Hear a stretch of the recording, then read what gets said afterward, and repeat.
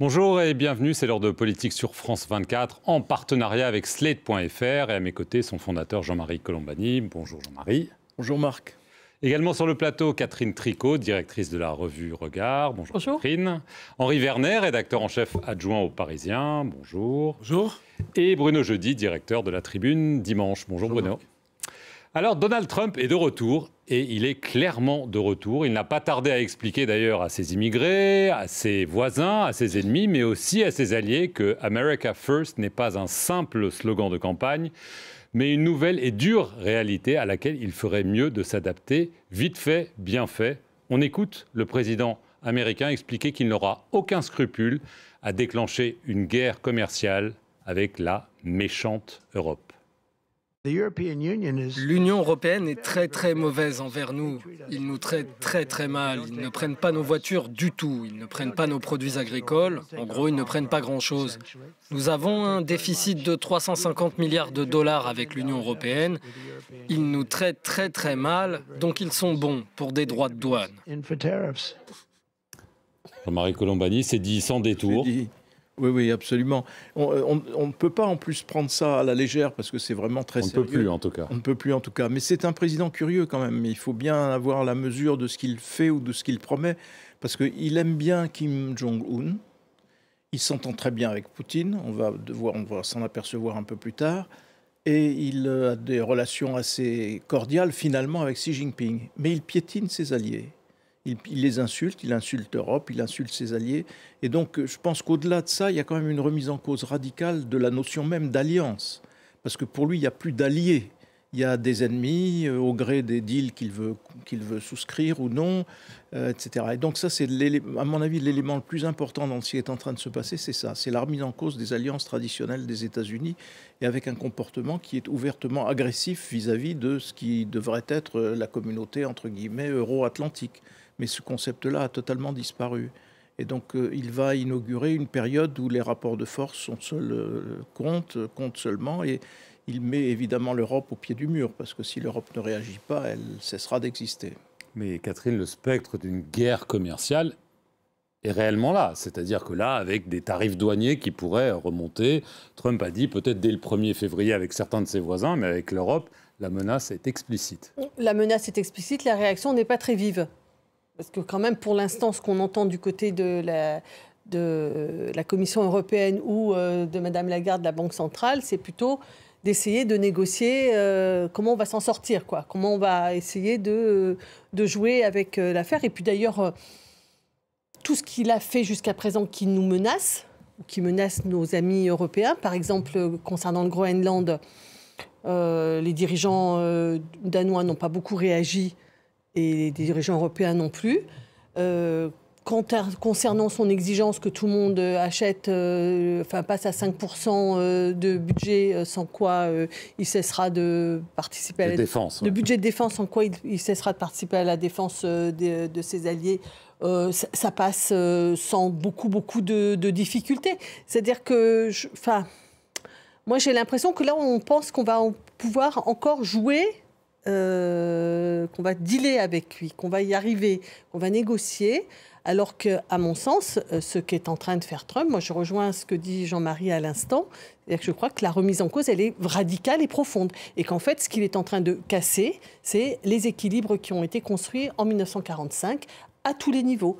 C'est-à-dire aussi bien au plan international, multilatéral, ONU, principes politiques et alliances construite. Et donc vraiment, c'est ça qu'il est en train de détruire dans tous les aspects de sa politique.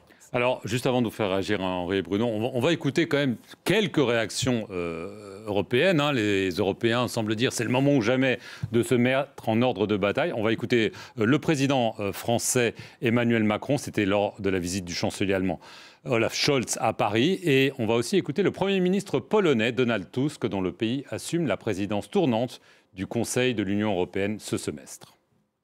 Après l'entrée en fonction de la nouvelle administration aux États-Unis, il appartient plus que jamais aux Européens, et donc à nos deux pays, de jouer tout leur rôle pour consolider une Europe unie, forte et souveraine. Une Europe attachée aux liens transatlantiques, qui sache affirmer aussi ses intérêts propres et les défendre, avec ses valeurs et ses instruments européens. Si l'Europe veut survivre, elle doit s'armer. Ce n'est pas notre choix. Je ne suis pas un militariste. La Pologne est l'endroit sur Terre où personne ne veut qu'une guerre se répète. C'est en Europe que nous avons le plus souffert pendant cette terrible guerre.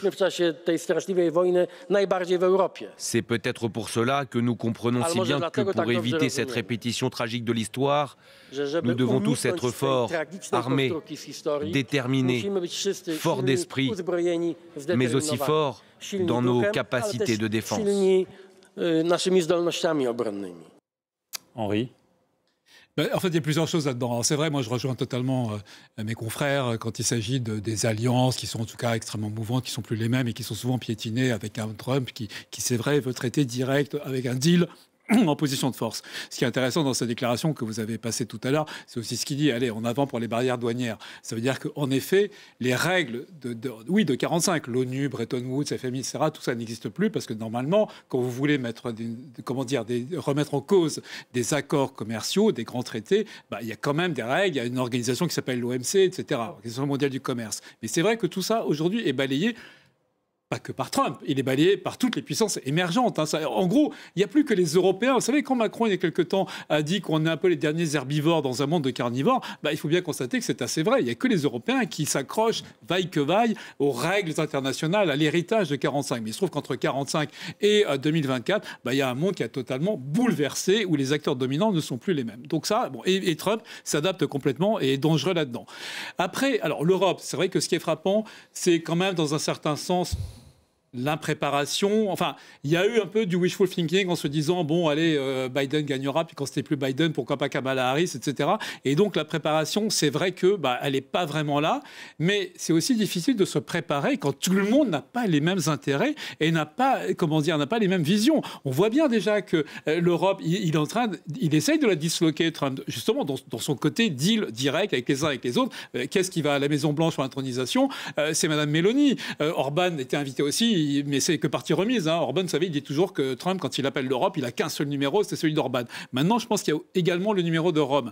Mais, et donc, c'est ça qu'il va faire, parce que tout le monde n'a pas les mêmes intérêts. Vous citiez Scholz et Macron. Mais regardez, Scholz et Macron qui étaient ensemble hier. D'abord, il n'y a jamais eu de couple franco-allemand entre ces deux-là. Mais sur le Mercosur, qui est vraiment ce qui nous a occupés quand même il y a quelques semaines, ce sont des positions radicalement divergentes entre Paris, donc Scholz et Macron, Scholz-Berlin et Paris.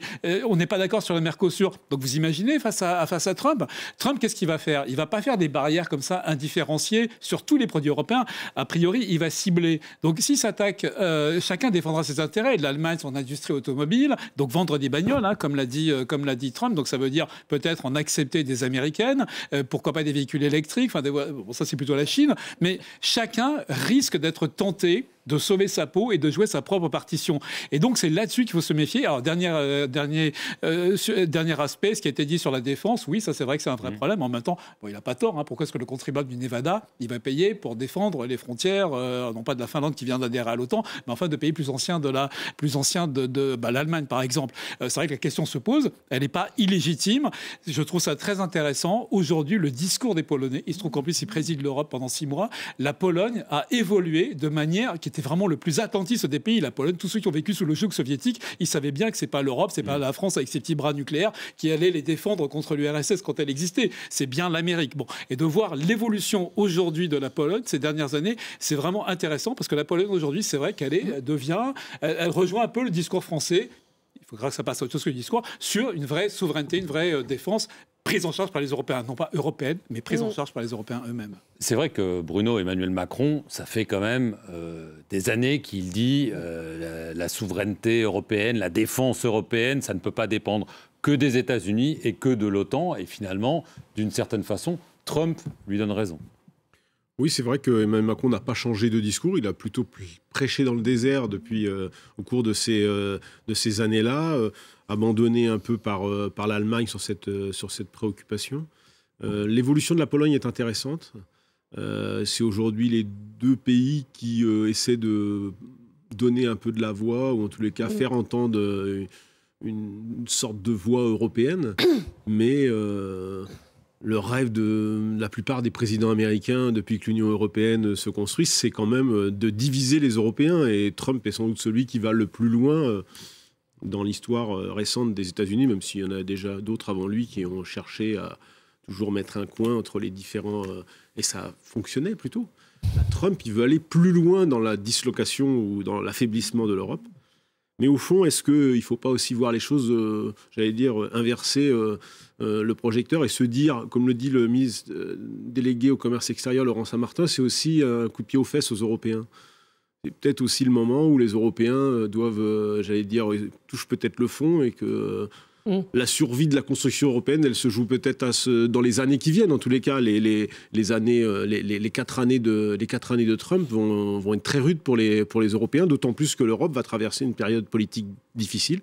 C'est déjà le cas. Elle est déjà divisée sur le plan politique, hein, et pas des moindres. L'Italie, c'est quand même un grand pays européen et va sans doute être aligné plus que jamais derrière les États-Unis. On ne sait pas comment la situation va évoluer, la situation politique va évoluer en Allemagne, et tout ça va sans doute rendre encore un peu plus compliqué un éventuel, je ne vais pas dire collectif, parce que ça me paraît un peu illusoire, mais une sorte quand même de môle des Européens face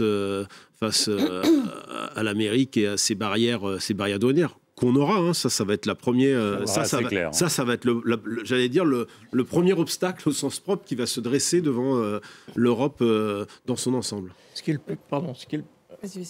plus frappant chez Trump aussi, c'est le fait qu'au fond, il a un discours très exactement superposable à celui de Poutine, puisqu'il nous explique que l'intérêt des États-Unis, c'est aussi un intérêt territorial. Et donc, c'est le retour à une conception territoriale de l'Empire, au fond, qui avait disparu depuis la fin de la Seconde Guerre mondiale. Et donc, c'est ça qui est assez terrifiant. Le Panama, le Canada... C'est l'impérialisme. Exactement. Mais là, c'est ça qui est le plus préoccupant, puisqu'il nous cite même le Canada comme l'extension presque naturelle des États-Unis. Comment répliquer à Poutine qui, lui, considère que l'Ukraine, c'est une extension naturelle de la Russie. Donc je pense que c'est ça qui est le plus grave et le plus inquiétant chez Trump. C'est le premier président américain, dans un discours d'investiture, qui ne cite jamais le mot démocratie, qui ne présente pas les États-Unis comme le rempart des libertés, le rempart des démocraties, qui est le combat de toujours des présidents successifs américains, plus ou moins bien tenus d'ailleurs, promesses plus ou moins bien tenues ou plus ou moins bien tordues, mais néanmoins. Et ça, c'est assez frappant. En plus, lui, ce qui l'intéresse, c'est... aller sur Mars. Oui, enfin, c'est surtout les gros bénéfices, les gros sous, l'oligarchie qu'il met en place. Enfin, je veux dire, c'est une Amérique qui n'a plus rien à voir avec ce qu'elle était jusqu'à présent, ce qu'elle pouvait représenter jusqu'à présent pour le reste du monde. Donc, on verra combien de temps ça tient. Rapidement. Oui, très rapidement, les réactions qu'on a entendues de Emmanuel Macron et de Donald Tusk à propos de comment on va assurer notre autonomie, notamment militaire. Je crois qu'elle est d'une grande naïveté, c'est quand même un peu outrecuidant de ma part de le dire, mais quand même, je veux dire, ce que Trump veut, c'est qu'on achète des armes américaines qui vont être de nouvelles armes pour une nouvelle façon de faire la guerre. Et les 500 milliards qu'il est en train d'injecter dans l'IA, qui va complètement révolutionner les armes et la manière d'aller sur les champs de bataille, c'est qu'il va falloir s'armer chez eux. Donc ce que je veux dire, c'est que c'est croire qu'on va être indépendant parce qu'on va s'équiper américain avec des conceptions, des fabrications américaines. Oui. Pour l'instant, l'industrie... C'est déjà le cas. Hein. Non, mais ce que je veux dire, il ne faut pas raconter qu'on va être indépendant parce qu'on va aller acheter nos armes aux États-Unis. Des armes qui vont être totalement pilotées par... Catherine, sauf que justement, le but aujourd'hui n'est plus d'acheter les armes. Bien sûr, ça ne se fera pas du jour au lendemain. Les 100 milliards allemands, c'est le bouclier, le fameux bouclier antimissile, où ce sont fournitures américaines, israéliennes. Il y a également ceux qui vont acheter du sud-coréen, etc. Bien évidemment. Néanmoins, il y a quand même un marché de la défense qui existe en France, notamment l'industrie française. Il y a quand même des grands projets communs. Le problème, c'est que les projets communs, le SCAF à l'avion de combat du futur avec les Allemands, maintenant les Espagnols, etc., le char du futur, tout ça, c'est des programmes sur 20 à 25 ans. Néanmoins, là où c'est moins naïf, c'est que Macron, mais pas le seul, les gens répètent que maintenant, il est temps, justement, d'acheter moins américain et que les milliards, parce que nous aussi, on injecte des milliards dans l'industrie, dans l'armement, dans l'équipement, que ces milliards aillent aussi en Europe. Mais c'est vrai que sur panoplie, ça ne se fait pas du jour au lendemain. C'est vrai que quand vous voulez équiper votre armée tout de suite, qu'est-ce qui reste, les Américains? Juste quand même une petite nuance par rapport à tout ça. Attention, la guerre commerciale, la guerre économique avec les États-Unis, c'est pas Trump qui l'a déclenché, hein, c'est déjà Biden. L'IRA, je veux dire, il faut se souvenir qu'aujourd'hui, la fuite, parce qu'il y a réellement quand même une fuite des capitaux et des cerveaux depuis plusieurs années, et ça, ce sont les conséquences de l'acte anti-inflation de Biden et auparavant Trump 1, parce que quand Macron dit le temps est mort, cérébralement mort, faut passer à autre chose, mais c'est déjà sous Trump 1. Là, il y a une piqûre de rappel énorme parce qu'il nous fait un Barnum inimaginable avec son intronisation et il arrive, il fait tous ses décrets et puis surtout, il est plus fort qu'il y a 4 ans. Évidemment. Parce que, voilà, il est plus légitime. Oui. Mais tout ça était quand même largement en germe il y a ces dernières années. Juste pour redire simplement que c'est déjà le cas. Quand vous êtes dans l'OTAN, la pression pour que vous vous équipiez américain est énorme. Déjà, et donc c'est déjà le cas de la plupart des pays européens. Donc oui, l'indépendance. Sur l'indépendance, il faut se souvenir des opérations libyennes. L'opération franco-britannique qui a conduit à bombarder la Libye, à se débarrasser de Kadhafi, ainsi de suite. Quand les avions anglais veulent aller bombarder la Libye, le Premier ministre a besoin du feu vert américain. Nicolas Sarkozy n'a eu besoin d'aucun feu vert. Il pouvait le décider. La France était parfaitement indépendante et pouvait le faire. Et l'a fait sans. Je crois que les arbres sont en train de changer. Sans feu vert américain. Donc voilà. Donc cette indépendance, elle existe pour le moment. Alors, on va aller pas très loin de la Libye. On va parler des tensions entre l'Algérie et la France, hein, parce qu'entre Alger et Paris, le torchon brûle. Hein, depuis la reconnaissance par la France de la marocanité du Sahara, les foyers de tension ne cessent de se multiplier. Emprisonnement de l'écrivain Boualem Sansal en Algérie, arrestation en France de plusieurs influenceurs pro-régime algérien et interrogée à la sortie du Conseil des ministres, la porte-parole du gouvernement, Sophie Primas, a tenté d'éteindre l'incendie. On l'écoute. Personne, là non plus, n'a intérêt à une escalade entre la France et l'Algérie. Mais ce que nous opposons, c'est que l'Algérie, aujourd'hui, fait monter la tension avec des dossiers qui sont importants pour nous. Je pense à Boualem Sansal, par exemple, sur lequel nous n'arrivons pas à aboutir à une solution. Je vais vous demander votre réaction. Je veux quand même dire que la figure de proue sur ce dossier en France, c'est évidemment le ministre de l'Intérieur, Bruno Retailleau, avec une interview choc accordée à nos confrères de l'Express. Rien ne donne le droit à l'Algérie. Rien ne donne à l'Algérie le droit d'enfoncer la France, voilà la couverture. Et par ailleurs, il a annoncé l'arrestation d'un de ses influenceurs. Et il a été remis en place, ce qui est rare, par le parquet de Paris qui a dénoncé une fuite prématurée après l'un de ses tweets qui a annoncé l'interpellation de l'influenceur Rafik Méziane. On sent que la tension est à son comble, mais on sent quand même qu'il y a aussi une partie de politique intérieure, et en Algérie, mais aussi en France. Oui, il y a beaucoup de politique s'agissant des relations franco-algériennes, depuis toujours. Là, on est sans doute dans un moment d'énormes tensions. Il y a plusieurs dossiers, vous l'avez dit, qui se jouent. Évidemment, il y a le Sahara occidental en toile de fond, la reconnaissance par la France. Il y a Boualem Sansal, et c'est sans doute la préoccupation majeure du moment. Comment faire libérer Boualem Sansal, c'est la préoccupation de l'Élysée et de tous les dirigeants français. Et ça se heurte évidemment à cette affaire aussi de ressortissants algériens que l'Algérie ne veut pas reprendre. Donc du coup, Bruno Retailleau est placé dans une situation compliquée. Ce qu'il faut dire, c'est que l'Élysée et l'intérieur sont alignés. Grosso modo, les mots qu'emploie parfois Bruno Retailleau peuvent être des mots qui soient... qui relève un peu du discours un peu martial d'un ministre de l'Intérieur. Mais sur le fond, il n'y a pas de différence sur ce dossier algérien entre Beauvau et l'Élysée. Le président et son ministre de l'Intérieur se sont vus récemment et ils ont plutôt accordé leur violon. En revanche, on voit bien que la question qui se pose, c'est est-ce que Paris va prendre le risque puisqu'à un moment on a évoqué la possibilité d'une riposte diplomatique, des sanctions.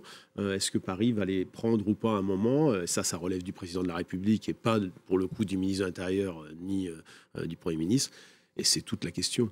Jusqu'où le président peut aller sans mettre en danger Boualem Sansal qui est en photo derrière vous. Catherine, c'est vrai que quand même Emmanuel Macron, quand il est arrivé, il s'est engagé envers l'Algérie. Il y a eu tout ce travail mémoriel qui a été fait. Il y a eu une visite. Bon, le président Tebboune devait venir en France. Ça a été retardé. Maintenant que visiblement ça n'aura plus lieu. Il y a quand même une sorte de déception du côté d'Emmanuel Macron qui a l'impression de ne pas avoir été payé en retour.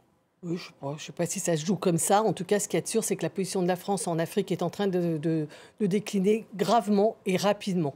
C'est-à-dire qu'en Algérie, qui est quand même un pays avec des liens historiques très profonds, qui sont ceux qui ont été ceux de la colonisation, mais qui se sont continués après. Il y a un quart des Français qui ont des relations avec l'Algérie, soit qu'ils y aient vécu, soit qu'ils soient mariés avec un franco-algérien, soit qu'ils soient liés à l'Algérie de manière personnelle et affective. Je pense qu'on ferait bien de faire un peu attention avant de monter la pression comme ça. C'est-à-dire penser qu'on va pouvoir faire des rétorsions, par exemple en réduisant le nombre de visas. Qui sait que ça va affecter? Ça va affecter les familles qui sont en fait extrêmement liées entre la France et l'Algérie. Et aujourd'hui, c'est ça que je voulais dire, j'étais en train de perdre le fil, c'est que l'Italie est passée devant nous en termes d'échanges avec l'Algérie. C'est-à-dire qu'en fait, la France est en train de se faire sortir de partout, à force de s'imaginer qu'on peut y aller à promettre de jouer maintenant le rapport de force, comme l'a dit Bruno Retailleau cette semaine sur BFM. C'est-à-dire qu'il a dit on ne se fait plus comprendre, on va y aller à la force. Non mais franchement, est-ce que c'est bien raisonnable de comprendre le monde ainsi? Et je ne crois pas, je vais vous dire le fond de ma pensée, je ne crois pas que Boualem Sansal soit le fond de l'affaire dans ce qui est en train de se passer. Je ne crois pas que ce soit pour Boualem Sansal que la France est en train de jouer ses relations avec l'Algérie. C'est un prétexte, je ne dis pas que c'est un mauvais prétexte. Je pense qu'il faut libérer Boualem Sansal, mais il y en a d'autres, des ressortissants français qui sont dans des prisons à l'étranger, et on ne fait pas ça pour les autres. Et là, en l'occurrence, ce que je crois, c'est que Bruno Retailleau a trouvé un prétexte pour développer son discours, qui est un discours de guerre de civilisation contre le monde musulman en général et algérien en particulier. Moi, je n'irai pas jusque-là. Je pense qu'il faut quand même... Non, je pense qu'il faut quand même... Vous êtes plus modéré que moi. Non, il faut rester près du déroulement des choses. On ne peut pas reprocher à Emmanuel Macron d'avoir tout fait ou tout tenté pour essayer d'un rapprochement durable avec l'Algérie. Je lui reproche simplement, il est arrivé à Emmanuel Macron ce qui est arrivé à tous ses prédécesseurs quand ils ont essayé la même chose. C'est arrivé à François Mitterrand, c'est arrivé à Jacques Chirac, c'est arrivé... À chaque fois qu'il y a un effort côté français, le coup de bâton en retour était terrible. Moi, je me souviens de François Mitterrand, premier voyage en Algérie, retour à Paris, enthousiasme de la délégation française. C'était vraiment, tout le monde communiait dans une euphorie. Il avait amené Roger Hanna avec lui, et ainsi de suite. Enfin, et puis, très peu de temps après, qu'est-ce qu'on apprend? Que l'Algérie soumet à la France des tarifs prohibitifs pour son achat de gaz algérien. Bon. Même chose avec d'autres présidents. Jacques Chirac accueilli en héros à Alger, et au sortir de cela, des nouvelles décisions algériennes ont réduit l'enseignement du français. On réduit l'enseignement du français à l'université, puis après on le réduit dans les écoles, et ainsi de suite. À chaque fois, il y a des mesures en retour qui montrent que le pouvoir algérien a ce levier dans l'opinion algérienne et se sert en permanence de la France ou des intérêts français comme d'un punching ball. Donc il ne faut pas non plus être naïf et penser que les Algériens sont là les premiers. Donc, non, je dis pas que... On est obligé de tenir compte de cela. Boualem Sansal, je veux dire, il n'y a pas de discussion à avoir. Tout doit être mobilisé pour faire pression sur l'Algérie, sans discussion. Et par ailleurs, que de vouloir prétendre interdire à la France une relation normale avec le Maroc, c'est aussi, je veux dire, c'est vraiment une obsession algérienne.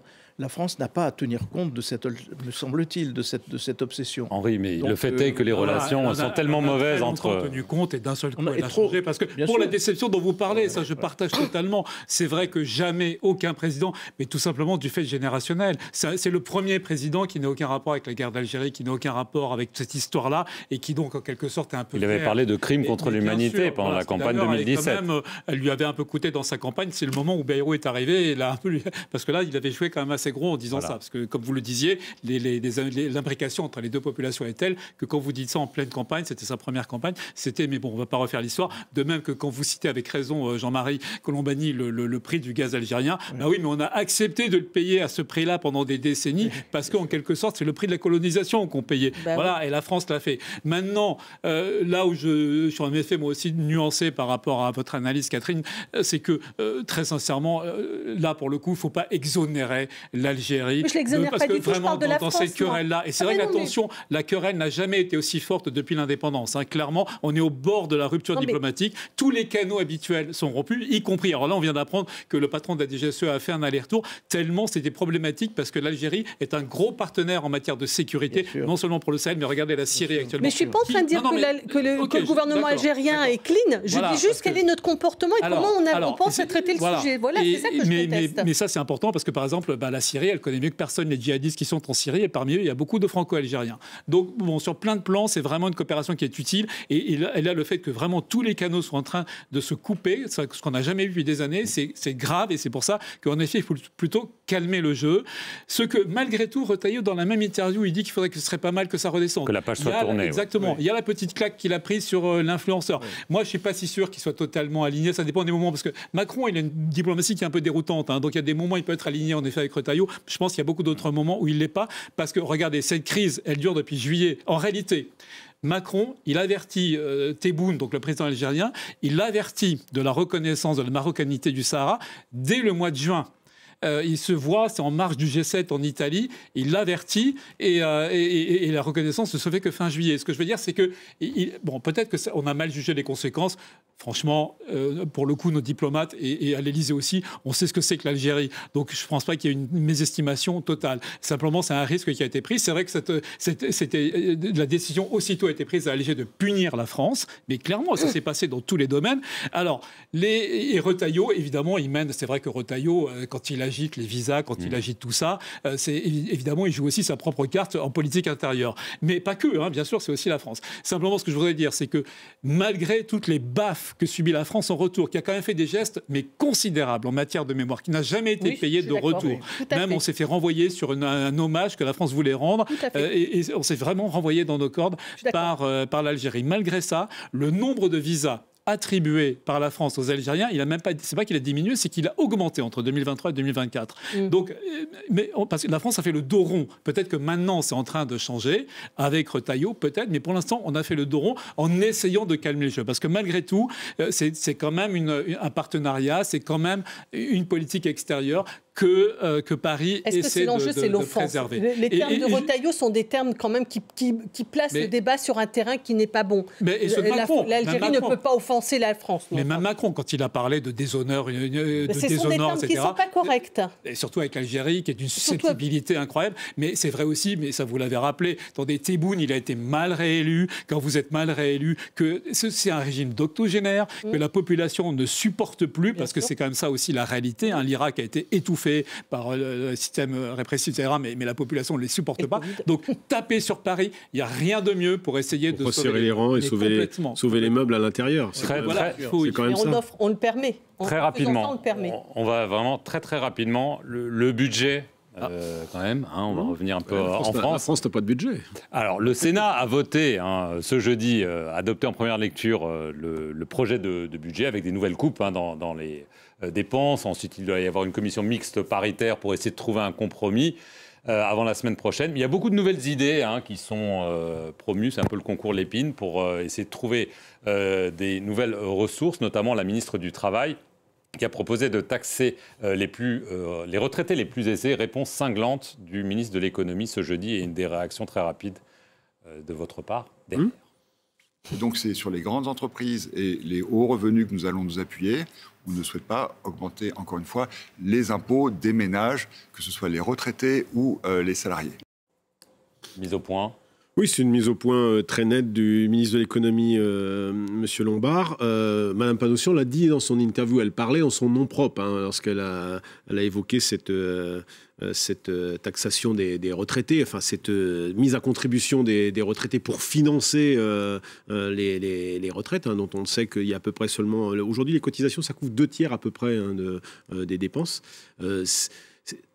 Ça ne se fera pas là. C'est-à-dire, François Bayrou ne peut pas ajouter ce dossier, même s'il a dit qu'il n'y avait pas de tabou sur la question des retraites. On sait bien que ça ne se fera pas, en tous les cas, sur ce budget, pour des raisons aussi techniques. Vous ne pouvez pas rajouter des recettes d'un budget qui a déjà été, qui est déjà au Sénat. Vous pouvez jouer que sur les dépenses. Il y a de la technique parlementaire.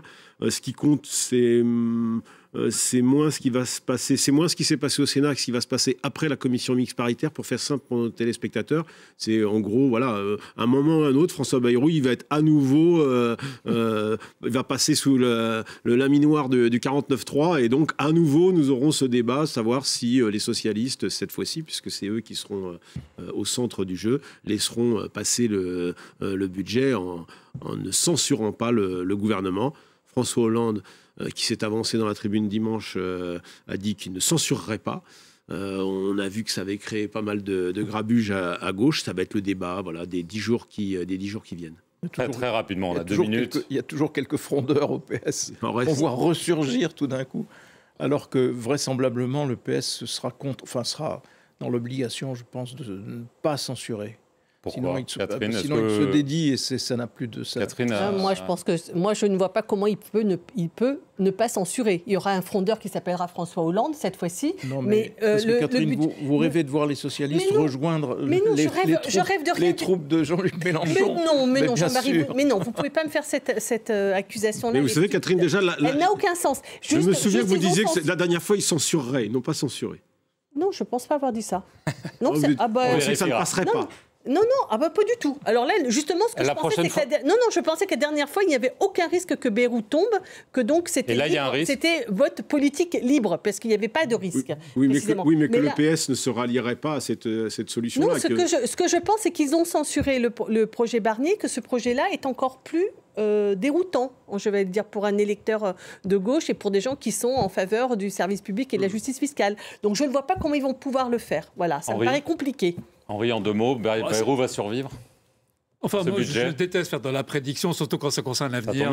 Voilà. Non, mais en bonne logique, on peut penser que dans la mesure où vous n'avez pas voté la censure pour la déclaration de politique générale, il n'y a pas vraiment de raison de la changer sur le budget. Par ailleurs, il ne faut pas exclure quand même qu'il y a un trophée offert au PS. Hein. Ça peut quand même venir. Il reste le temps de la discussion. On verra tout ça, mais c'est l'heure de la politique sur les réseaux.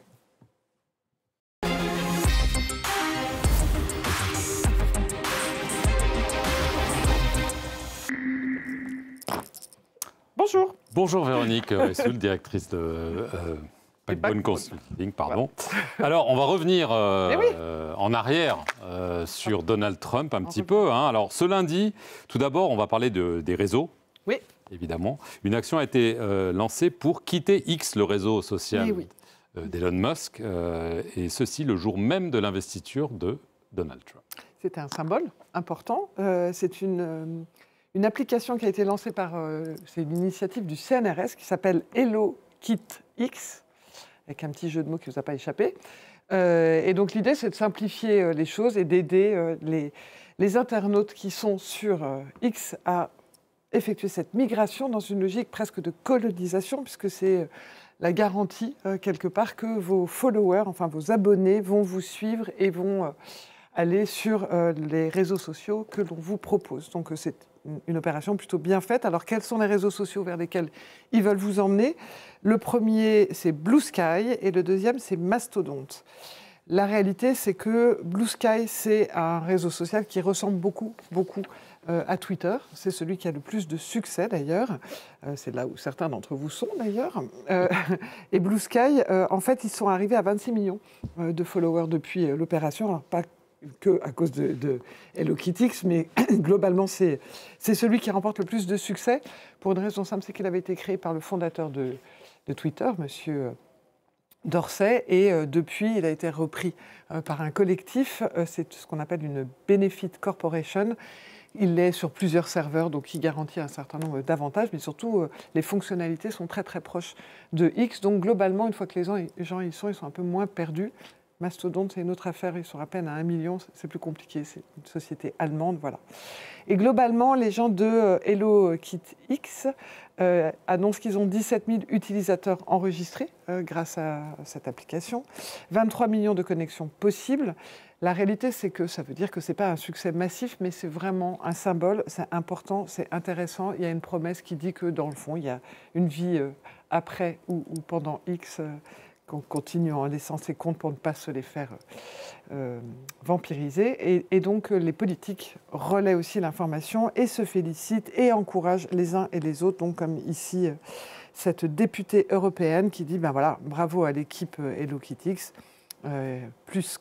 Déjà plus de 3 millions, en fait 13 millions, entre-temps il y en a eu un petit peu plus. Et même si ce n'est pas fondamentalement un succès, c'est un symbole suffisamment fort pour que ce soit relayé partout. Et il y a eu pas mal d'articles aussi sur cette opération française dans le reste de l'Europe et aux États-Unis. Alors justement, revenons aux États-Unis, à cette fameuse journée du 20 janvier, journée d'investiture. Évidemment, il y a eu beaucoup de reprises sur le net et il y a eu surtout énormément de débats autour d'une polémique. D'une polémique, 5 millions de messages simplement sur cette polémique, plusieurs millions de vues des différentes vidéos. Eh bien, c'est le fameux geste de M. Musk pendant cette investiture. Alors certains ont essayé d'expliquer, vous voyez le type de vidéos qui ont été passées un peu partout. Alors l'explication, elle aurait été que comme il est Asperger et qu'il a un problème de relation avec les gestes et son corps et dans l'espace. Bref, il y a eu plusieurs explications de ce type-là.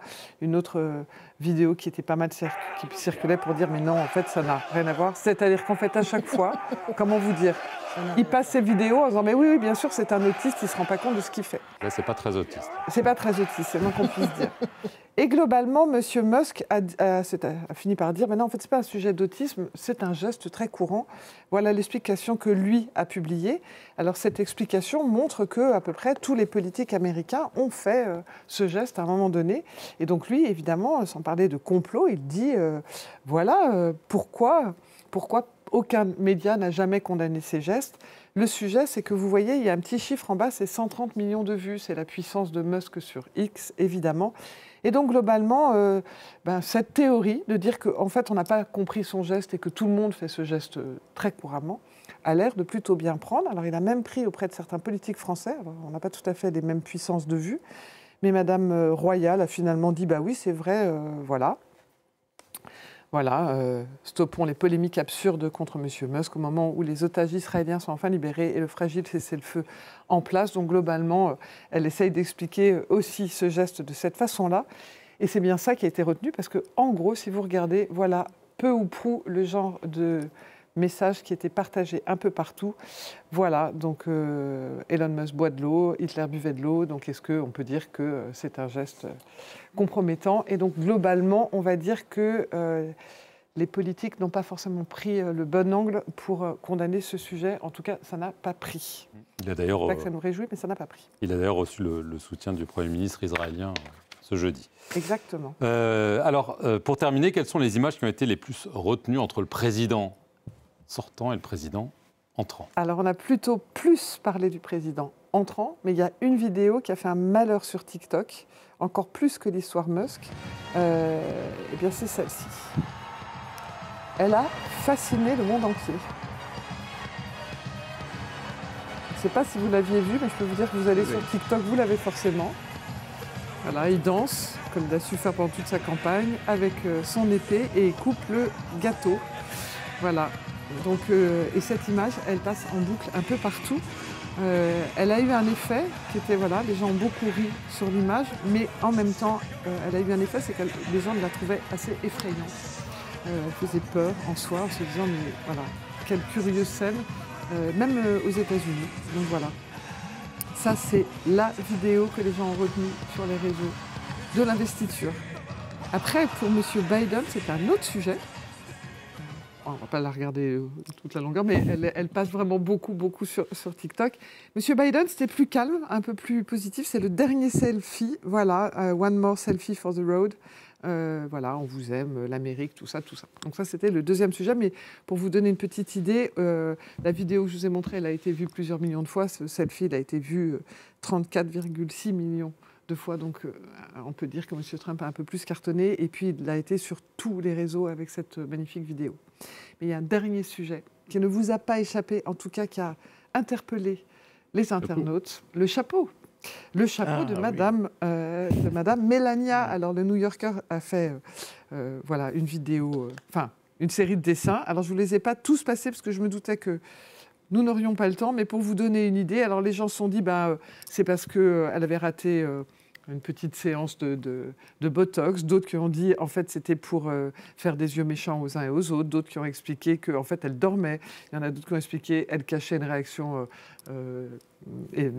dermique, voilà, une crème. D'autres qui expliquaient qu'en fait, elle avait raté un tuto sur sa frange. Enfin bref, je vous invite à aller voir sur le New Yorker.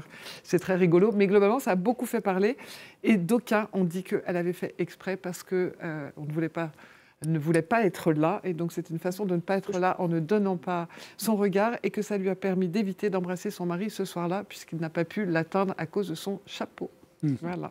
On est sur une analyse de fond. Mais c'était déjà le même genre d'analyse qu'il y avait pendant le premier mandat. Voilà. Merci beaucoup à tous et merci à vous d'avoir regardé cette édition de Politique sur France 24.